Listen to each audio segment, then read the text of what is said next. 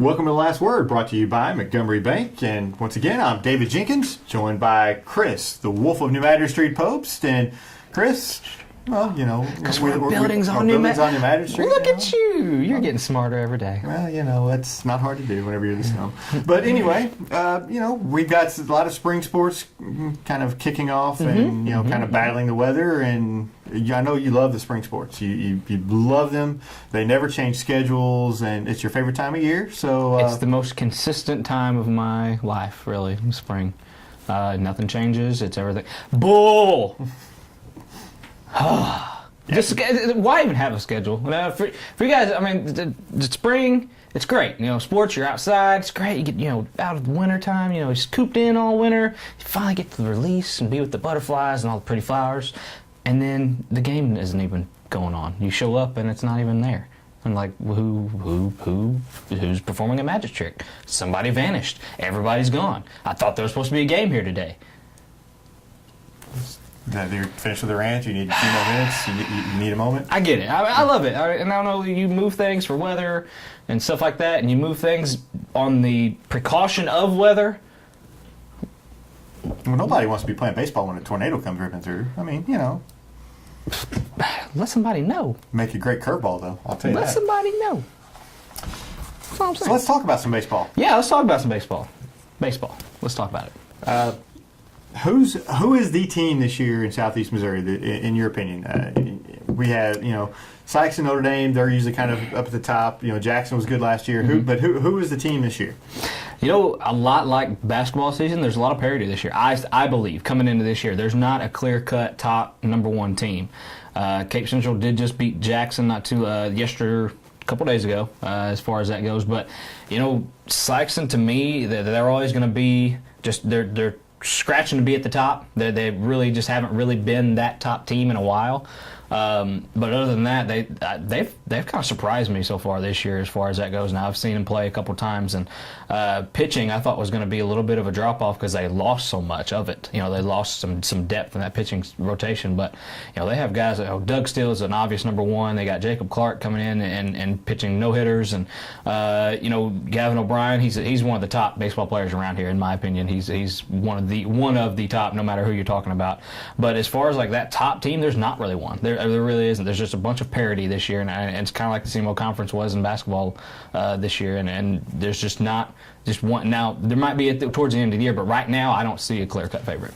I like Notre Dame. I think, you know, they're always going to be a favorite. They're always good. Coach Kravitz does a great job up there, you know, and I like Sykes this year. You know, Sykes lost 8 seniors from last year, but what I think for them is these younger kids coming up, the expectations aren't as much. I thought last year's team, for the last couple of years, you know, they just kind of they were not living up to the expectations they had. The expectations I thought were too high on them to begin with, and I always thought they played tight. I think this year's Sykes team, already from what we've seen, they play a little bit looser.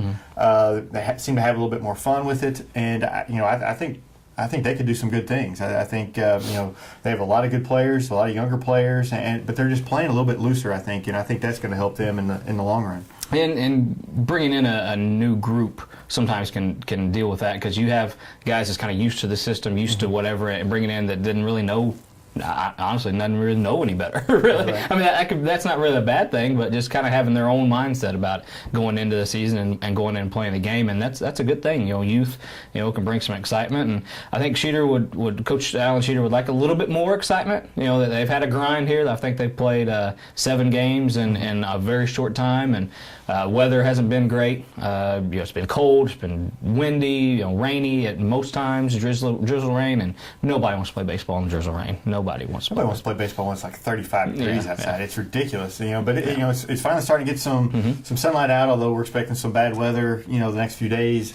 But you know, weather does, like you kind of talked about earlier. It plays a big factor because your pitching staffs kind of get overloaded at times if you have to, you know, put in a bunch of games. So you can't always go by records and things in the spring. But you know, I think Sykes has a deep pitching staff, and I think they've got a deep team. I think Notre Dame. I think they're the two to watch for in the SEMO Conference. I think they're going to be battling it out there at the end. And other than the SEMO Conference, as far as the smaller schools go, you know, Chaffee, they're always a very strong baseball program. Very senior loaded this year. Very senior loaded, and I didn't really expect them to be probably as formidable as they probably are going to be. They lost Jared Walker, who's just a valuable shortstop and second baseman type player who's very dependable as far as that goes. But they have one of the better baseball players in the area, and that's Cody Payne behind the plate, and he's one of the top pitchers as well. So if you have a guy that's going to be, for the most part, whether he's on the mound or behind the plate, commanding pitching, who knows what he's doing, you're going to have a pretty successful year in high school baseball. And Chaffee Coach Earl does an amazing job with those kids. He's I think we've talked time and time again. He's just always coaching. He's no matter what's going on, whatever the score is, he's always coaching. He always gets the best out of his players. And Chaffee, they've had a little struggle getting out of their district, and they won one, I believe, 2 years ago. They were in the quarterfinals last year. Lost to Holcomb in the quarterfinals last year. But they've had just a little bit of they've saw some success recently, and I don't know if this team is the one that takes them to state. I'm not sure of that yet. But they got a good shot. I'm saying it is, and I'm going to say it because not only do you have Cody Payne, but you've got Devin Yon, Storm Estes, Leighton Tinkoff, Cole Hanna, Jimmy Golden, and Charlie Montgomery. We've heard a lot of those names in a lot of other sports, and they had success at football and they had success at basketball. And success breeds success, and these guys are used to winning. I think they know how to win. You get to the baseball season, I think they know how to win. I think them making the quarterfinals last year, I think gets them hungry to want to go further. I think they have the talent to do it. I think they go. I think they go to state this year. That's just shot in the dark. But you always have some good Ozark Foothills teams over there. Holcomb will be good again this year. But Chaffee, I just think this is Chaffee's year with these seniors, the senior class. What they've done in the past and what they've done this year in other sports, I just think that they're ready to take that next step. And it kind of, it's one of those things where, I look at that Charleston team with James Nell leading them that one year. They had just everything fall right for them where James could just to be on the mound. Other than that sectional game where Ethan Browning, I think he kind of came in and pitched a great game against Malden. But they had everything fall right where they had that number one guy go every game that they needed him to go. And I think that's kind of maybe what, and not to discredit their other pitchers or what, but you need that Cody Payne on the mound in those games, and it depends on how that falls. Oh yeah, and that always depends on a lot of things. But when you get into the playoffs, it's a one and done. So if you get a great pitching performance from somebody, then you could be done. Yeah. But I just have a feeling this Chaffee team is going to have a heck of a year. New Madrid, they had that year last year where everything kind of fell into place for them. They're back this year, but they lose Jay Sean McDaniel, their senior. I don't know how deep their pitching is to send them back, but I still think they're going to be good, although they've kind of struggled in the early season hitting the ball. They have. They were no-hit their first 2 games of the season, and that's never good. No matter early or whatever, it is early. You can kind of contribute that, but being no-hit the first 2 games of the season isn't really a good way to start a season. They do have Austin Godwin, who actually lost that no-hitter 2-1. And they scored. They had some errors. Saxon had a few errors to go, and Godwin pitched good enough to get the win. He only gave up 1 earned run, but he's a great pitcher. He's not going to blow you away. He's kind of a he throws strikes. And that's the big key. And I've always said, high school baseball, change speeds and throw strikes, you're going to be successful, and that's what he does. He's got great pitches. Like I said, he's not going to blow you away, but he can get you out in any way he needs to. And I'm not sure if they will have the run that they had last year. I'm not saying that they're going to just dive into a cellar somewhere, but Austin Godwin's a good enough pitcher. He's going to get you a win. They need to find that number 2. They got to have a number 2, and they had that last year. Jason was their number 1, and Austin Godwin was he was a 1B, I would say. But losing Jason and they didn't. Lost their number 3 hitter in Timmy Clayton, I believe. A couple of those senior guys that you want, but I don't know. They're very young this year. Another run to state, I don't see it. You have a couple other teams. Dexter, they lost. Or they lost 9. They were 9-15 last year. Lost 15 games last year, but they returned 11. They should be much improved. Then you have Oran, who won state last year, but they're under a new coach.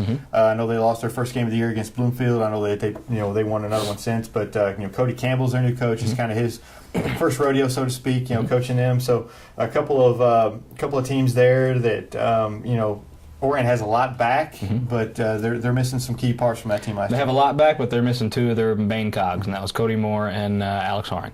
When you have that guy, Alex Haring was behind the plate as catcher. Catchers to me are vital in high school. If you have a good one, you're going to be good.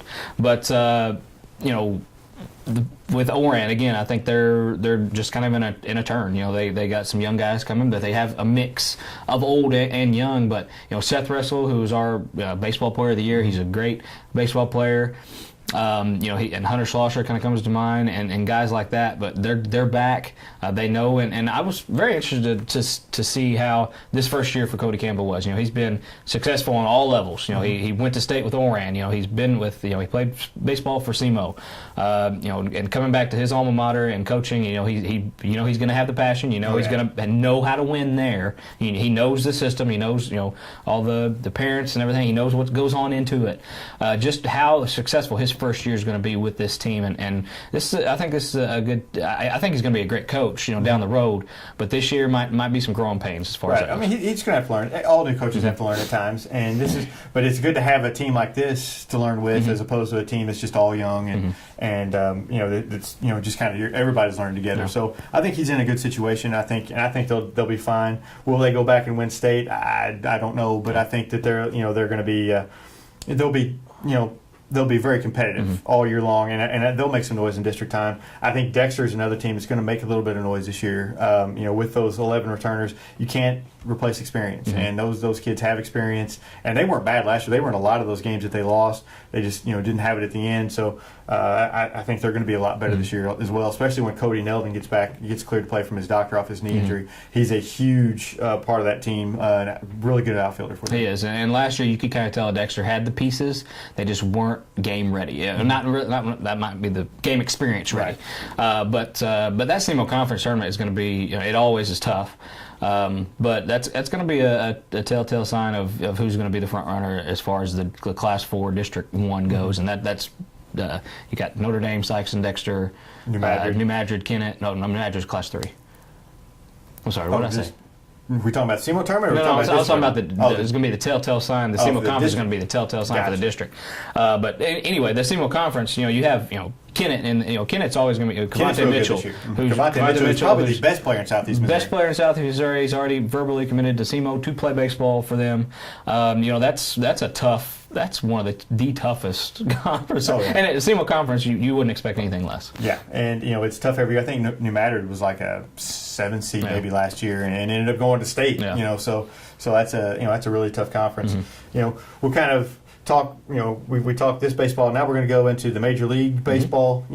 Every year we kind of make our picks of who's going to go to the World Series and who's going to win the division. We do that amongst ourselves. But sure. Who do you got? Who do you have winning this year? Let's see here. We're going to do divisions, or we're just going to do National League winners? We'll just give a National League and American League winner. Okay. I'm going to say it's going to be, let's see. I'm going to give a National League matchup and an American League matchup. I'm going to say the Cardinals. Let's see. I was thinking. We got problems. Yeah. I'm going to say Cardinals and Dodgers in the NLCS. And see, I'm not very familiar with the American League this year. I mean, I know who's good. Detroit. I'm going to say Detroit and... Oh, wow. I guess I'll put him on the spot here. You did. I wasn't really expecting this. Detroit and... I'm going to say Boston. Might as well. I mean, reigning World Series champions. I've got the Cardinals and Yankees in the World Series. Cardinals winning. Yankees. Yeah, Cardinals. Yankees going to be good this year. I'm going to say the Cardinals get back to the World Series just solely on their pitching staff. If they stay healthy, their best pitching staff, I think. And they got to shore that defense. I'm not liking their defense. I don't. Yeah, that's always been kind of a question, their only question mark. But I'm going to say Detroit and Cardinals. I'm another rematch of that one. Well, we know the Cardinals always beat Detroit, so that's good for the Cardinals. Not always. Yeah, always. Anyway. No, 1968. Oh, nobody. I wasn't even alive then. It doesn't count. I'm just saying. If I'm not alive, it doesn't count because I've been alive a long time. I'm a Cardinal fan, but I'm just saying they don't always beat them. They should have beat them. Yeah. Danny McClain, man, was throwing. I'm going to throw the wildest prediction out. The Royals knock off the Tigers in the AL Central. I'm not saying the Tigers don't make the playoffs. I'm saying the Royals knock them off. Sorry, that's just my heart talking. That might be the question. Do you think that Kansas City Royals could make the playoffs this year? I think they make the playoffs. Do you think they make the playoffs? I think they make the playoffs. I think they're 1 year away. I think they make them. They're going to miss it by the skin of their teeth. Yeah, you're wrong. Speaking of playoffs. Yes. Our brackets are both done. Oh, they're toast. I would have had more points, toast. but they're both done. Toast. So we've got a Final Four. Who you got? I'm gonna go Florida. You know, I think they're the most talented team out of the four. I watched them play. When they're on, and nobody I don't think can beat them. I've watched all these teams play. Nobody's better than Kentucky, except for maybe Florida. Florida's beaten them 3 times this year, so obviously they're better. You're not beating Kentucky. That Kentucky team 4 times. Now I don't watch Kentucky basketball a lot, but I have watched their 2 last games. I watched Wichita State and I watched their last game. Who they play? The last game? Yeah, the last game. Who they play? They played Michigan. There you go, Michigan. Watch that game. Yeah, the youth, I don't care how young they are, first-year starter, whatever, they're very talented. Those Harrison kids can play. They can. I can't stand Kentucky. I hope they lose. I hope Wisconsin. See, I want to be a fan of Kentucky, but I just can't for some reason. There's just something, that air about them. There's nothing good in that entire state. I'm sorry. Anyway. It's Kentucky. Yeah, please. Play some banjos. Anyway, we'll see who's right next week on the show, and I'm sure it'll be Kentucky winning this championship. Yay! I'm going to say Florida. I like right. Florida. I love Billy Donovan. We coached the Gators. We're the Gators, baby. We coached the Gators in a youth league here this year. Yeah, we won a few games. We did a few. All right. So we'll see. Hopefully the Gators win it next week. He may dress like Billy Donovan. He don't coach like him. I know, I'm more like Coach K. But anyway, we'll leave it at that, and we will see you guys next week on The Last Word.